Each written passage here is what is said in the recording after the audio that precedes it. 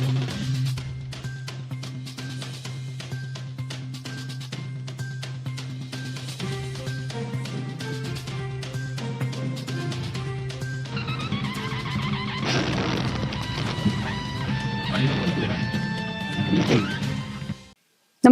आपण पाहता Hirkani news. Hirkani news प्रत्येक क्षण ताज्या घडामोडी आणि महत्त्वाच्या प्रत्येक बातमीसाठी नेहमी तत्पर. दप्तर ठेवलं आणि खेळायला गेला.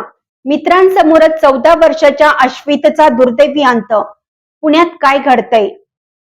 पुणे शाळेतून आनंदाने घरी परतलेला एक अल्पवयीन विद्यार्थी अवघ्या काही वेळातच काळाच्या पडद्याआड गेल्याची हृदयद्रावक घटना दिघी परिसरात घडली.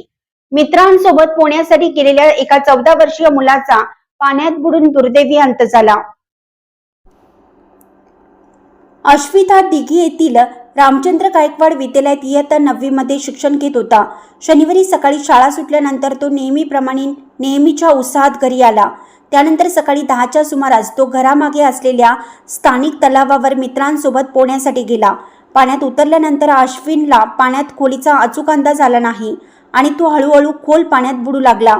आपल्या मित्राला बुडताना पाहून त्याच्यासोबत असलेल्या इतर लहान मुलांनी घाबरून मोठ्याने आरडाओरडा सुरू केला.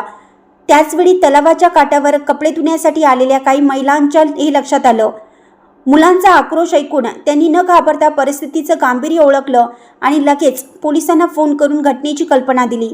माहिती मिळताच अग्निशमक दल आणि स्थानिक पोलिसांचे पथक तातडीनं घटनास्थळी दाखल झाले.